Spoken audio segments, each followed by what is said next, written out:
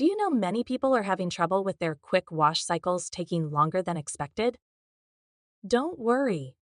In this video, we'll show you how you do this. Let's start. Step 1. Balance load. Ensure that your laundry load is evenly distributed to avoid cycle delays. Step 2. Monitor foam. Check for excessive foam during wash, as it can trigger extra rinse cycles. Step 3. Check water pressure. Verify that the water pressure is sufficient for your washing machine. Step 4. Ensure power stability. Observe for power fluctuations that might extend the cycle time. Step 5. Adjust for fabric.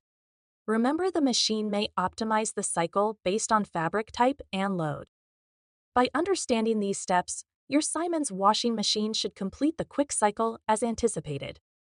Still need help? Visit our website for the complete manual. There you will also find questions and answers from other Siemens users. Did you find this video helpful? By subscribing, you help us continue to answer users' questions. So, subscribe to our channel. Thanks for watching, and see you in the next video.